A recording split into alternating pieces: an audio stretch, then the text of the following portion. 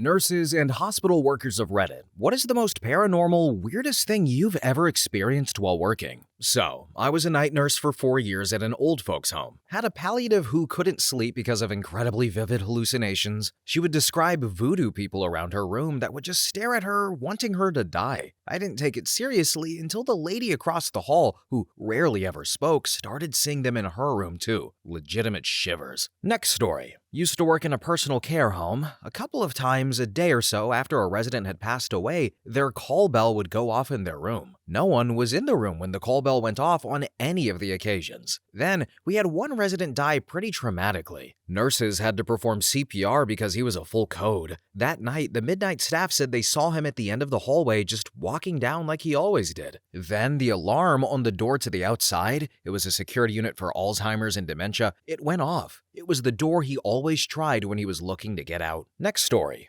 ER nurse had an old lady come in by ambulance near death. She was a DNR, so we weren't going to do much for her. She didn't have any family that we could find to. The hospital, it was full, so we had to keep her in the ER for the night. Again, she was near death. When you've seen enough people die, there's no mistaking it, and she was almost there. Barely responsive, pale, cool, breaths were really irregular. Heart rate was up and down too. We just turned down the lights and we kept an eye on her monitor, basically waiting for her to die. About an hour later, she's standing at the door of her room. She'd gotten up and put on all of her clothes, and we're all like, what the hell? One of the nurses went to check on her and she said she was hungry. Not knowing really what to make of things, we got her a chair, a bedside table, and went to the cafeteria and got her a tray of food. And the lady sat there, ate all of her food, talked with the staff for a little. Then after about an hour, she told her nurse that she was tired and wanted to lie back down. We helped her back into bed, and within 20 minutes, she had died. Not exactly paranormal, but in my 22 years in busy-ass inner-city ERs, it's the weirdest thing I've ever seen. Okay, I just want to say that Grandma is a badass. Went out on her own terms,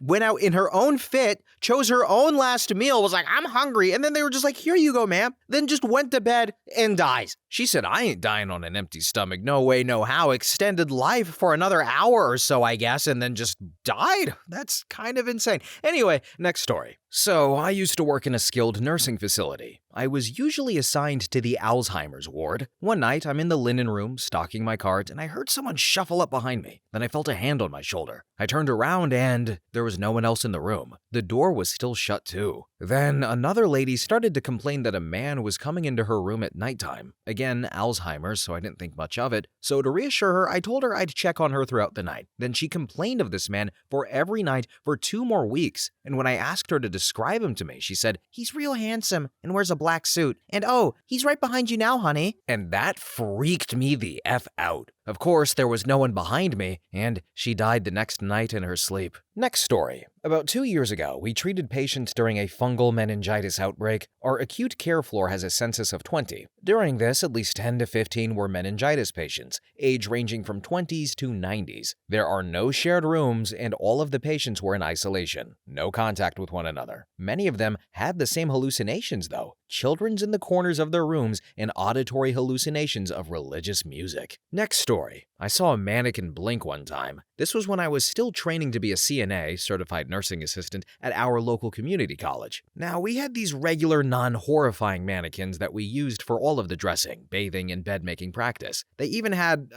attachments for catheters, but we didn't store all of the equipment in the classroom. There was a small back room that was locked off that we had to get some stuff out of one day. I volunteered to go grab some clothes for the mannequins, I think, and when I unlocked the door, it was pitch black inside. It was like the room sucked out some of the light coming in the room. When I flicked on the ceiling light, before me, on a ragged old stretcher, laid the most inhuman, terrifying-looking, freaking mannequin I have ever seen. I don't know what these manufacturers use for a reference when they're making the face, but they can't be human. It was so twisted and looked like it was in agony. Crap, dude, this thing looked like it was in pain. But it was effing creepy. Anyway, I grabbed the stuff our teacher wanted, and when I took a look back, I could see one of its plastic eyelids close and open. It freaked me the F out. Didn't go in that room again for the rest of the course. Next story. I work in a cardiovascular surgical ICU. We have a lot of effed up people, both physically and mentally, that come through our unit. Now, we had a stretch of nights where each corner room of our unit, it is a perfect square, reported seeing a cat walking around. Not a friendly cat either, apparently. The thing was hissing at them. The accounts, though, were so similar to each other, we actually spent about half an hour looking around for a cat and then had security/plan ops come look as well. No cat was ever seen or found, and then 2 of those 4 patients coded the next day. Next story. Nurse here. I worked night shift when a ward patient's relative came running to the nurse's station in a panic. She said, "Nurse, come quick!" "What happened?" "You have to see it for yourself." I ran to the ward when this old lady patient was crying and holding onto the bed for dear life. Her bed was shaking. Now you're probably thinking that the lady was the one causing all of that shaking, but she was this frail, practically emaciated thing. She couldn't have barely rattled the bed rails. The ward had only 2 other patients in it and their respective watchers. Everyone was huddled in a corner, shaking in fright. Apparently, that particular ward was seldom used, and the bed that old lady laid in was rarely occupied. People who have laid in it complained of nightmares where they hear screams and laughter of angry children. I guess some restless spirit called dibs on that particular bed. Next story. Patient had passed away during my shift. The patient was well known and liked on the ward. At handover that evening, I mentioned the patient had passed away. The door to the handover room, which I had closed, opened and shut just as I mentioned that she had passed away. She was totally saying goodbye. Later that month on nights, we were chatting about said patient at the nurse's station. Weirdly, a card which was pinned on a notice board fell just as we started talking about her. We went to pick it up, and it was a card from the patient's family saying thanks for caring for their patient. I thought it was quite nice. Next story. I worked in a hospital as a CNA for over 2 years. Every time a patient would mention having a dream about a cat, they would code within 24 hours. And this was not a hospital where people coded particularly often. I actually got into an argument with a doctor about it one time. The SWAT nurse had mentioned that a patient had dreamed about a cat, so he was going to keep a closer eye on him. The doctor, we weren't even speaking to him, dismissed it, then told us that he was the doctor and he said it was completely impossible, so don't even talk about it anymore. I told him I hadn't known that his MD came with a degree in paranormal psychology, and he didn't take too kindly to that. Anyways, I don't know if it's paranormal or if maybe we just have a social cultural awareness of cats as omens, so our subconscious brings them to the forefront when something is going wrong. And if you were wondering, the patient mentioned above coded and died later that evening. Spooky. Okay, so I've read a lot of these spooky paranormal type stories and plenty of ER nurses ones. This is the first time I'm seeing cats mentioned, and I don't like that.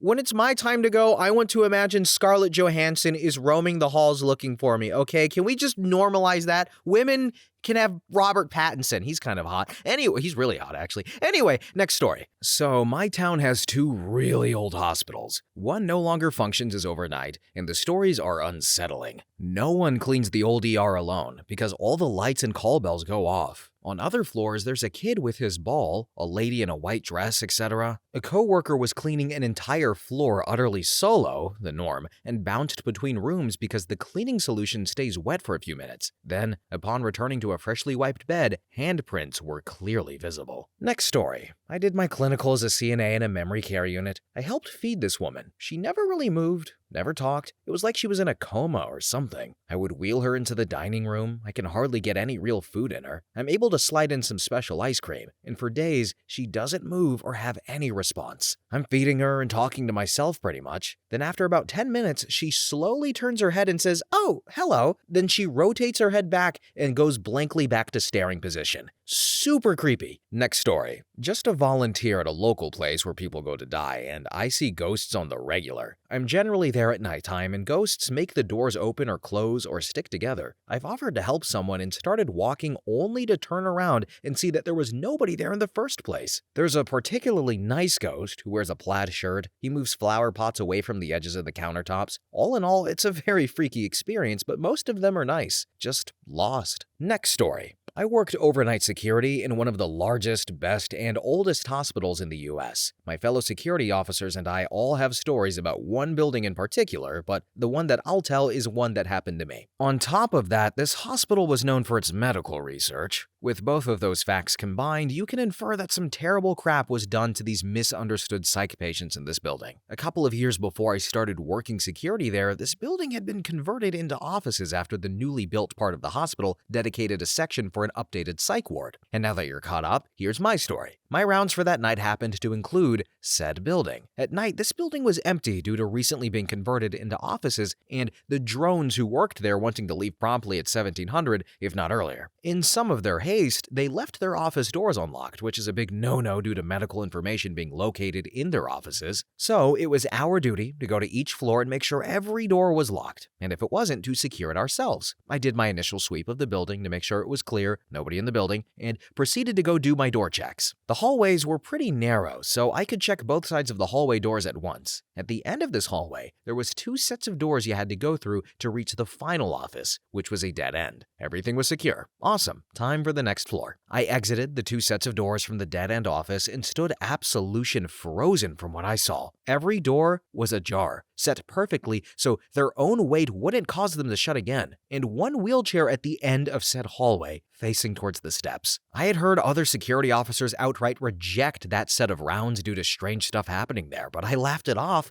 until that night, never took those rounds again. And I have more to share if you're interested. Edit. For second story, the old children's ICU is currently under construction to be turned into medical labs, so we have to patrol the area, once again to make sure the area is secure or to report if the contractor/foreman stayed to plan for the next day. When patrolling this area, several security officers have reported seeing a single white male child around the age of 5 to 7 with short brown hair. Think 90s bowl cut. I personally dismissed this though, this was before the psych ward incident, as a tall tale told with the intent to scare me because I was new at the time and that's what I thought it was. So I got that building's patrol one night and a foreman who stayed late called security and asked for a security officer to come up because a kid locked himself in a room and I don't want to get him hurt with all the open wires in there, he said, or something to that effect. So I unlocked the door for him, looked in what could only be a 10x8 room for about 10 minutes, no kid, called it in as a false alarm, and then I finished my patrol. Edit for third story. So, had a special detail, aka babysitting, a violent psych patient, along with another security officer. He woke up in the middle of the night recognizing the other officer and said hello. Then he sees me and immediately starts screaming at me not to hurt him. Now, I'm a rather large gentleman at 6'2" and 250 pounds, but I try not to make myself too intimidating around psych patients as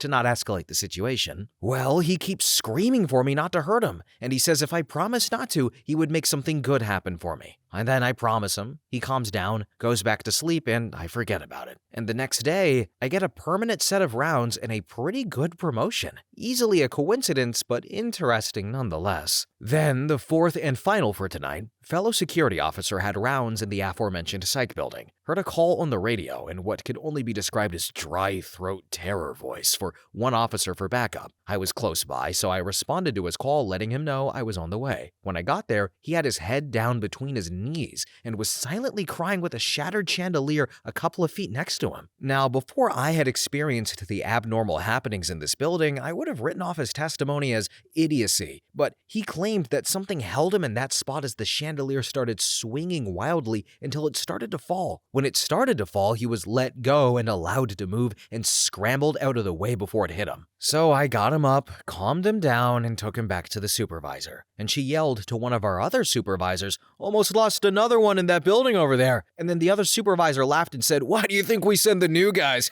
You know I don't even like going in there." That guy is my roommate, by the way, and he hates when I bring up that experience. Next story. I have a couple of stories, one for my mother and one for me. My mother's is probably the most creepiest and has always stuck with me, especially with all of the paranormal stuff that she has seen. Now, my mom worked night shift at the hospital in Arizona, in a town by the border, and go figure, old mining town. Well, anyways, she's working her night shift going room to room when an old lady who walked in the halls due to insomnia told her some weird goat man kept trying to get in through the doors. My mom didn't think anything of it, but she is Catholic and had those moments of silently praying to herself. After a few moments, there was a shriek. She couldn't explain it, but that it was a horrible shriek that made your blood turn to ice. She then went to the nurse's station to ask if anyone else had heard it, in which they did. Come to realize, that shriek was heard all around the hospital, freaking everyone out, especially paranormal religious ladies and men. A few of them go to look out the windows and see hoof marks by the door and windows, and the marks had no trail towards or away from the building. Then, as for my story, pretty creepy. I too became a CNA and worked a locked down dementia and Alzheimer unit at nighttime. I've had creepy moments, but this one will always stick with me. I was finishing up my binders when a light goes off out of the hall, so I took it, punched my code in, and went out since the other CNA was busy with someone else. I go in, ask if everything is okay. Sleepily, my little lady tells me there's a darn woman who keeps knocking on her window wanting to come in, and that she really wants to go back to sleep. She insists I go and let her in, and I'm thinking to myself, oh no, this sounds all too familiar. So I reassure her, peek out the window, and nothing. Maybe she was dreaming and really tired and mistook it as her roommate. After that incident, I head back into my unit, sit, eat a snack, chat with my head nurse for a bit, talk with my usual insomniacs. Mind you, it's around 3 a.m. now. Then, light goes off in my unit. Also, this unit has no outbound lines at all. I head down to her hall and I ask if everything's okay. My lady says she can't sleep. Someone keeps banging on her window and she is scared. And I pretty much crapped myself at this point. But I again reassure my lady thinking, what just happened? Then I tell my nurse and she laughs and said, this has been happening for years. Yeah, great. Next story. Never anything paranormal, but I had an older patient who kept every piece of paper from every hospital stay. His heart was in bad shape, so I was desperately looking for anything to help our cardiologist out. Well, I finally found his records from when he had heart surgery. It was in Paris, California in the 1980s. I was just reading a book about nurses who became serial killers when, sure enough, I see records with the name Robert Diaz. I was the nurse for a man whose former nurse was a serial killer. Next story. I work at a psychiatric hospital. Won't give too many details, HIPAA, but this situation was pretty kooky. Had a very young girl who had tried to unalive herself a couple of times. Normally, you don't see such serious attempts in kids her age. She was a very talented artist, but her parents brought in a couple of pictures that she had drawn that looked nothing like her work. They were very crude stick figures, stabbing people, strangling people, etc. This girl was Native American, so her uncle came in to perform a smudging, which is a native demon exorcism ceremony. I supervised the smudging because we had to bring her outside, and when we came back inside, she started giggling high-pitched after not smiling in days, and the television next to her zapped off. All the lights above her were flickering. Next story. I worked as an emergency room porter/attendant before med school, and one night, one of the security guards came bolting down the hallway telling everyone not to use the taps. Of course, a nurse was right in the middle of washing her hands, so she freaks out, flinging her hands in the air thinking the taps were poisoned or something. I'm not sure what her reasoning was, but I digress. The security guard asks her if the water was really hot or not, but she replied that it was only lukewarm at best. You see, what had happened was he was taking a dump on the third floor and was splashed in the ass with boiling hot water. His first assumption was a boiler malfunction, followed closely by a fire in the walls boiling the water in the pipes. The security team brought in the fire department just in case, and they did all kinds of system checks with the water shut off. Nothing. No fire. No other hot water except in his one magical ghost-infested throne on the third floor. The older staff always claimed, too, that the ambulatory care unit was haunted by a ghost named Winnie, an old nurse that died while at work, and the toilet the guard was on happened to be directly above the unit, albeit 2 floors up. But I'll never forget how freaked out he looked thinking he was splashed on the butt by a horny old nurse ghost lady. Next story. I work midnights in a long-term care facility as a nurse's assistant. I have 2 men under my care and both of them are unable to use their call lights. They have severe dementia and debilitating Parkinson's disease, but still their lights are looped around their bed rail. One night though, their light came on and I went to answer it, already confused and creeped out. Then I turned it off and left the room. Before I could get 2 doors up though, the light came back on. I went in there and both lights were unplugged from the wall and thrown under their beds. I fished them out, plugged them back in, and I left. I've seen shadows too, standing over the dying, and felt a tap on my shoulder while doing chest compressions, so I knew that lady had passed away. I'm not a believer, but some of those things can't be explained. Next story. OP said they're not a believer, but then had that happen to him, people tap it on their shoulders. The person you are giving compressions to is dead, and they're tapping ghostly on your shoulder saying, hey, I'm dead, don't bother, and you don't believe? This person needs to watch more Undersparked videos because we got a ton of spooky stuff going on here. Anyway, next story. So, I had cared for an elderly woman with no family who came to us when her husband had died. She did not speak often, but when she did, it was usually just words that made no sense together. I felt so bad for her because ever since she had arrived, so many of the residents in her area that she seemed to enjoy spending time with had passed in such a short time span. She put up a picture of each of them next to her pictures of her husband and several others who were probably family to remember them. I had always felt sorry for her and showed her extra attention, and we became close. But it just seems so unfair that she had such luck and kept losing people that she cared about. One day, she looked at me and said plain as day, "Sweetie, I think I'm done now," and handed me a picture. It was a picture of me, and I smiled because it touched my heart that I was that important to her. Then she passed away nearly a week later, and I cried for days. It hit me really hard. She knew it was the end for her, and she said goodbye as best she could. A little less than 2 years later, I was talking with a colleague and she came up in conversation. My colleague referred to her as that crazy B word, which seemed very out of character for her, and it shocked and offended me deeply. I expressed this to her, not so nicely, and she looked at me with this shocked look and said,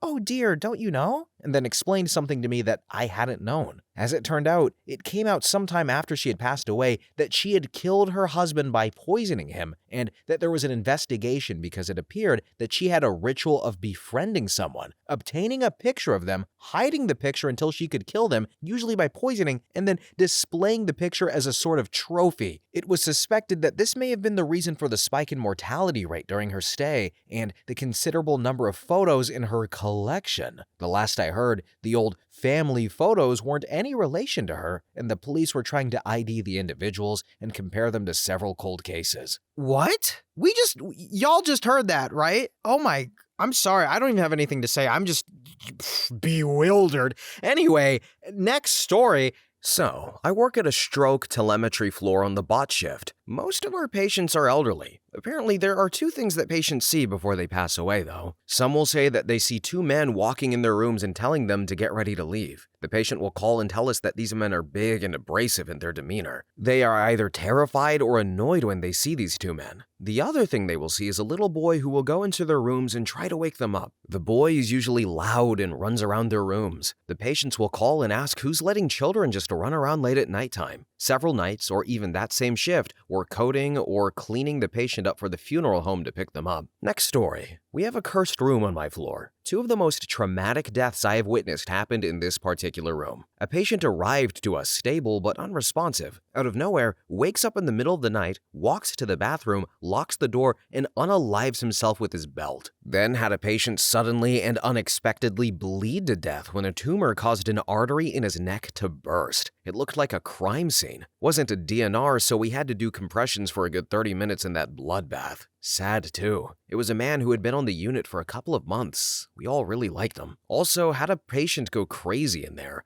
She started throwing stool from her colostomy bag at the nurses and smearing it around her room. She was a middle-aged woman and did not have any evidence of trauma to her brain and no psychiatric history or other chemical imbalances. Next story. Worked at a hospital doing transport for a couple of years. The transport home base was in the basement of the hospital, where all the laundry is done and supplies are also stored there. I hated working late nights after this incident. On this particular night, I was the only one in the basement when I heard whistling at the end of the hallway by the elevator. I poked my head around the corner, expecting to see my only coworker on duty that night, but there was absolutely no one there. Well, I shrugged it off. I'm not easily spooked. Nights are slow, so I ate some snacks and hung out in the break room for a bit. Next thing I know, I hear a loud bang. I walked into the hallway and a bed is rolling down the hall, bumping into the sides. At this point, I think that my coworker is bullcrapping me. I radio him and he says he's upstairs in the cafeteria. Anyway, I still don't believe him and I think I'll catch him in the act. I walk past the laundry room and the machines start going off. Pop my head in there, expecting to find him, but it's completely empty. Okay, starting to get a little nervous. I walk into the laundry room and the machines completely stop. I freeze, then run out and head towards the elevator when I hear whistling again. At this point, I know I am the only worker in the basement. As I'm standing there waiting for the elevator, things start falling off of the shelves down the hall. Boxes of gloves, tissue, packages of tubes. I am literally standing there watching them all fall off one by one at the opposite end of the hallway. I crap you not, my entire body broke out in goosebumps. My hair stood on end and I had this strong feeling I was being watched. I was not alone. As I'm getting into the elevator, I feel what feels like someone brushing my arm. Went upstairs eventually and found my coworker in the cafeteria, freaked out to him. I got the F out of there and transferred soon after that. The creepy thing to add to it is that I usually whistle mindlessly to myself at work. It was almost as if the spirit was mimicking me. Creepiest feeling ever. Edit. Transferred to the operating room soon after that. I was a part of an emergency C-section where a baby was lost. My coworkers and I occasionally heard a baby's cries in the hallway at nighttime. The security workers have also witnessed crazy things, but my post is getting long now. Next story. I don't work as a nurse at a hospital, but my fiance works as a registered nurse at a nursing home. Besides, from her telling me they superstitiously open a window when someone dies, she told me one time when one of the residents passed and the roommate, unaware of the passing at the time, was asking the staff who the visitor was in the room last night. The staff, of course, knew there were no visitors at this time and no one there other than all their female staff. The elderly lady said some man was in the room dressed in all black. She couldn't remember much other than he looked around for a long time and that he was very, very handsome. That always creeped me out. So I think what we can learn here is that death is a DILF, or the Grim Reaper is a DILF, a Jamaican DILF in a nice suit dressed in black. Who would have thought that death is hot? Do you think there's like fan fiction about that? Anyway, next story. So, CNA here, have been working night shift at a hospital for 7 years now, and I have quite a few stories. Came into work one night and Jen, one of the nurses, told me and my other coworker Jay the creepiest thing happened a few hours earlier. A patient had passed in one of the rooms abruptly. The room was cleaned and was quickly occupied by another patient who had coded and was pronounced dead, but was resuscitated. Soon after being admitted in his room, he complained to the nurse, "I can't be in here. This man won't stop looking at me. He's really worried about his dog. His dog doesn't know that he's dead." She had assumed that he was just seeing things and said, "Oh yeah, what does he look like?" And then he described the deceased patient perfectly. I could see the chills running down her spine as she was telling us her story. Turns out, the man did have a dog as well. The new admit was moved to another room. Then Jay went on to say, "I don't believe in ghosts. Those aren't real. I want to see it. Tonight, I'm going to provoke it so it can show itself." So, 3 a.m. rolls around and all three of us are at the nursing station. Jay starts playing YouTube videos of various puppy sounds. Soon after, 2 lift team guys come up. We forget what we're doing and start another conversation, and then suddenly, we all hear it. Except for Jay, a dog bark. In the same room, loudly, clear as ever. The lift team guy says, "Does someone hear a dog in there?" And then Jen and I simultaneously crap ourselves. And I have other stories if anyone is interested. Shadow men are real. I've seen one firsthand. And spirits love playing with elevators. Next story. I was pulling a guard shift in the CHS on FOB Spiker on night in Iraq. There hadn't been any action for the whole previous week, so the staff was all wrecked out. I was walking the halls and everything was supposed to be off or on standby. I walked past one room that they used for locals who were victims of trauma. The lights were on, so I toggled the switch down to turn them off. I started walking down the hall, and again, I saw the lights come back on out of the corner of my eye. This was when I went into alert mode. Safety off at low ready. I cleared the corner and looked into the room. Nothing. I put the switch back in the down position again and went to call it up on the icon,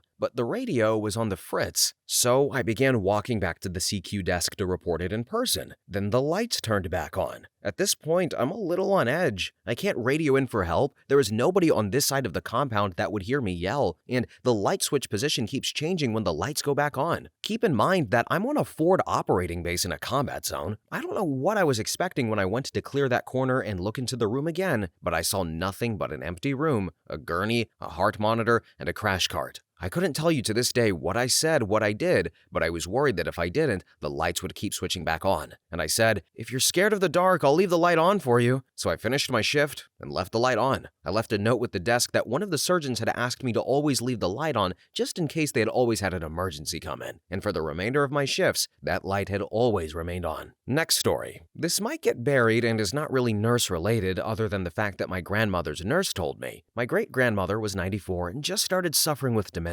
She told the home nurses and I that there was a little boy in the corner of the living room who would taunt and tease my great-grandmother while laughing at her, telling her she was going to die. Well, at first it was a little disturbing and we all shrugged it off because of her dementia, but then crap got real when my best friend came over with his little boy who is about 3 or 4. The little guy pointed over to the same corner and yelled, "I'm gonna beat you up." When we asked him what that was about, he told us that he saw another little boy in the corner and he is not nice. And we flipped the F out. I got shivers shivers just typing this. Maybe Nana wasn't hallucinating. Next story. First story of mine was patient had been in CCU, where I work at the time, for a long period of time, 6 months. We'd finally been transferred to med-surg floor, and he coded. We worked on him for 45 minutes to an hour, and he had no pulse or heart rhythm the entire time. And the doctors had decided to call it, and his family walks in the room, leans over on him, rubs his chest lightly, and says his name, and immediately he regains a pulse and regains consciousness. Second story. Patient comes in coding, and we are working on him, and we are getting nothing. So we bring in his wife to say goodbye, and she starts yelling at him at the top of her lungs, and he comes back. So we arrange transfer to a tertiary hospital, and he codes again. So she comes back and yells at him again, and he comes back again. Cut 2, they are loading him into the helicopter, and he codes again. So they bring him back into our ER after working on him for a bit on the helipad, and his wife yells at him again. And once again, he immediately comes back. Eventually, they decide to have his wife ride in the helicopter with him to make sure she can scare him back to life if he were to code again. The guy ended up living and received a heart transplant and is still alive to this day, all thanks to his wife scaring the life back into him. Next story. I work at a maintenance in a hospital, but this story comes from out of work hours. Back in November, my grandfather had passed away. He had been living in a care home for several years now, and as we were from a smaller city, his main care aide was actually an ex's mother, who I am still close to. Nearing his final days, she texted me that things weren't looking good, and to get my mom, who works out of town, and myself to see him ASAP. The next 2 nights were exhaustive. Her and I barely left his bedside. We were wetting his lips, rubbing his head, and singing Charlie Pride, and telling him stories from my childhood and from my mom's. At one point, Is Anybody Going to San Antone comes on his CD player, and my mom tears up talking about how this song reminds her of her father the most. He wasn't really coherent besides a glimmering moment the first day we had gotten there, and by the final day, we were sitting, watching the breaths turn to choke breaths. As the hour got nearer, my ex's mom was contacted and came in on her day off to sit with us for that final hour. My mom had her father's head in her lap, and we still had Charlie Pride on the radio. She was whispering in his ear to stop being stubborn, that she would take care of her brothers, and that she had me to take care of her. The gaps got longer and longer in his breaths. My ex's mom was sitting next to me, the CD player being behind us, and my mom laying on the opposite side of the care home bed. Then, all of a sudden, his breathing stops, and in that moment, so did the CD player. It hadn't skipped once during the whole weekend. My mom, figuring Taryn had turned it off, started sobbing, assuming it was to signify he was officially gone. I just sat and looked at Taryn like, did that just happen? After a good 20 seconds, out of nowhere, he took a shuddery breath, and the CD scrambled forward, and the song just before, Is Anybody Going to San Antone, not sure if that's the name of the song, but it was about not wanting to miss someone, started playing. And then he was gone by the end of San Antone, the song that my mom remembered him most by. Taryn mentioned the odd things happen more often than not as a person finally passes. Next story. Not in-house medicine, but a former paramedic who plays EMT on weekends now. I have a decent one, and this is a throwaway, so people don't think I'm insane. I always thought if I were to experience something weird at work, it'd be in any one of the ambulances I've used on account of all of the souls that passed through. My partner and I that night weren't that lucky. I used to work in the city, and our company covered surrounding towns. Only a couple of 100,000 people with suburbs, and beyond that, woods and a river valley. Nothing special. We had to respond to the fringe of our coverage area in another town one night, and after almost getting there, we wound up being canceled by first responders en route. It was 4:30 a.m. on a Wednesday in autumn. The ride back to civilization is only a 20-minute trip, but it's a long, straight road with dim streetlights and thick forests on both sides. I was riding in the passenger seat with my face in the laptop, writing our canceled tag, mentally preparing to go home after a long night, and my partner asked, "Do you see that?" and began to slow down. The cab was illuminated by the lappy, so I shut it and looked up, squinted a little, and there I saw it only 100 feet or so in front of us, a dog, a large dog. A large dog that's silver/gray with straight-ass ears with little tufts atop of them walking away from us ever so slowly. Damn thing had to be 4 feet at the shoulders. My partner slows to a crawl thinking it's hurt and maybe it has a tag or a collar. Surely such a magnificent beast has an owner. As we slowed to a crawl, some crap happened that I will never unsee or ever forget. And it's the day I started believing that not all things are what they seem. The idle of the ambulance isn't its usual roar. We're creeping at about 5 miles per hour and gaining. I was on the passenger side and it was on my side of the road. The plan was for him to put flashers on and me to whistle or hoot to see if our new friend was acclimated to humans and needed help, or if he was a street dog and let him stay his way. We closed the 100-foot gap to around 25 to 30 feet. As we closed our distance and right at that 10-yard mark or so, my partner and I simultaneously got a sense of dread. I was suddenly very aware of how much crap I was in, and my my blood turned cold. Well, the effing dog stood up. My view of this was from behind, and the bastard's shoulders would put Vince Wolfarks to shame. It was a massive animal. My partner stopped the truck. The beast cocked its head to the side ever so slightly to the left, revealing a single yellow eye shine, then turned to my eye, right side of the woods, and bolted. It was over as soon as it started. The one thing that has always bothered me, though, is that little head tilt. I got the sense of dread before he stood up. It was almost telekinetic, if that makes any sense. I just got this feeling of like, I know you mean well, move on, and I was never here. Then it vanished. I've seen many canines stand on their hind legs. I've never seen a hellhound sprint with precision over a guardrail and brush that messed with my head other than that night. Eventually, after a lot of research, I came upon the legends of the Michigan dogman and the beast of Bray Road. The only problem is I live in southern New England and we're not known for our Bigfoot sightings or wacky cryptozoological stories. So, I don't know what I believe in, and it's certainly not werewolves, but I totally saw something that really looked like a werewolf just that one time. Next story. My mother trained as a nurse at the old Westminster Teaching Hospital in London in the 1950s. On one of her first night shifts, she was doing rounds in the children's ward. Everything was fine, all the kids were asleep, but in one of the rooms, she found the sink faucet running, which was a bit weird because it had been fine when she'd been by a few minutes before. She figured that one of the kids had gotten up and been thirsty or something, turned it off, and then carried on with the rounds. When her shift was over, she checked out with the matron, who asked if she had had anything to report. She said there was nothing except for that someone had left a faucet on in one of the rooms. And then the matron looked horrified and gasped out, "Oh no!" She then explained that the ward was haunted by a ghost which washed its hands, leaving the faucet running whenever a child was going to die. My mother laughed this off and pointed out that none of the kids in the ward were seriously ill, and then went home. When she came in for her shift the next evening, she discovered that a previously perfectly fine child in that room had a sudden seizure and died only a few hours after she'd found the open faucet. Next story. I am a nurse. One of my patients died on shift and was sent down to the morgue after her family said their goodbyes. She was older and had an uncommon name, let's say Phyllis for the sake of being confidential. After about an hour, she had passed away. I had to escort a family and a social worker to the morgue to view the body of a patient who had died earlier that day. I didn't know any of them, so I introduced myself and off we went through the basement halls of the hospital. As we were turning a corner, the social worker turned to me and said, "Sorry, what's your name? Phyllis?" She had no idea my patient by that name had just died, had never met her, and didn't know anyone by that name. Phyllis was the only other person in the morgue at the time. When I told her, she looked like she was about to crap her pants. So TLDR escorted a ghost to the morgue to meet her body, while a social worker called me by the ghost's name. Next story. Psychiatric registered nurse here. I worked in an acute care adult unit, but was sent to work with the kids one evening shift. It was after 10 p.m. All patients were in their rooms and in the bed. I heard a child screaming and a psych tech trying to calm him down. I ran to the room, and the 7-year-old boy was hysterical. He was crying, sweating, and shaking. He said he saw something. After he settled down, he told me that he saw a white man with gray hair in a hospital gown in his room. While we discussed what he saw, the child froze in tears rolling down his face. He said, "Miss O.P., be still. Oh my God, he's right behind you."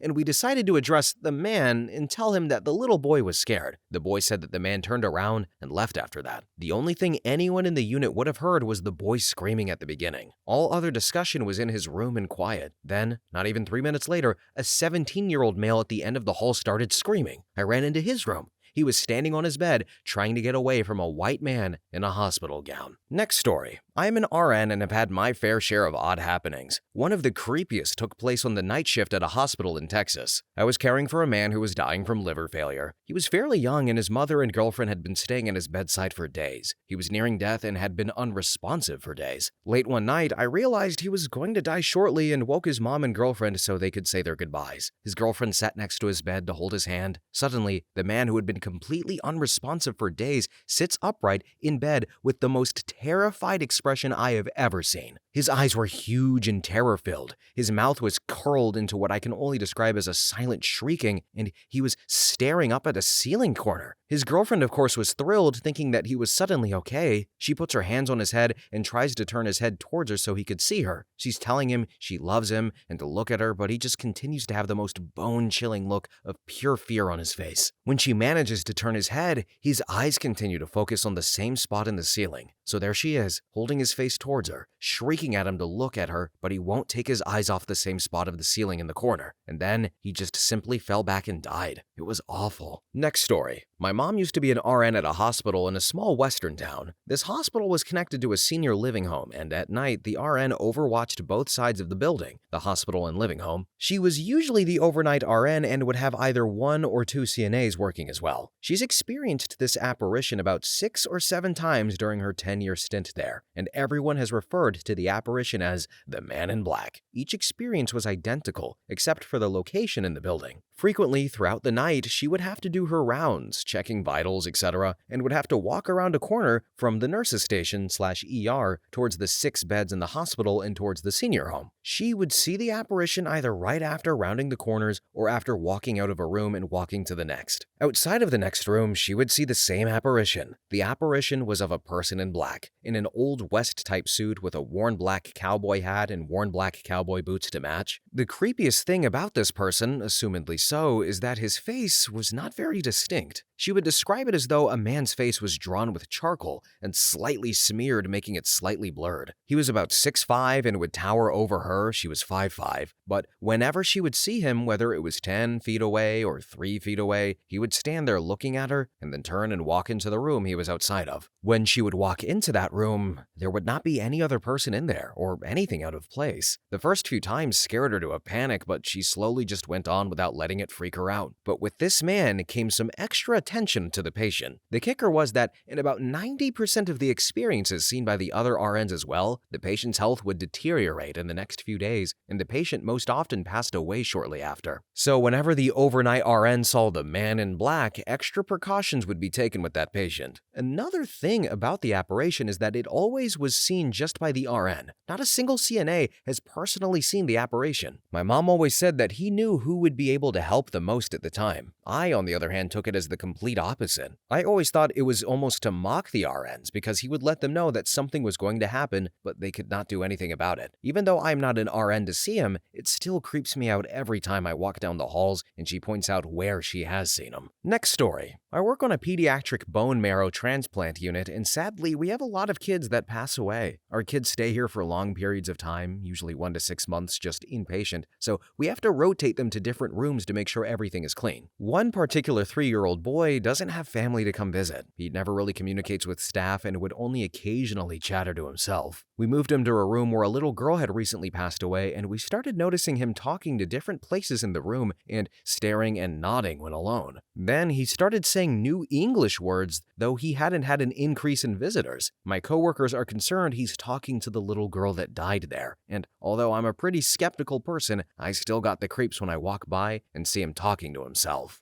Well, everyone, this was a very creepy video with lots of visits from cats and men in black and creepy old people and death and the Grim Reaper and maybe the guy who visited John Marston, who is one of those people. But once again, no Scarlett Johansson or Robert Pattinson. What a tragedy. But anyway, guys, feel free to share your stories. Thank you all so much for watching, commenting. Have a really good day, and bye!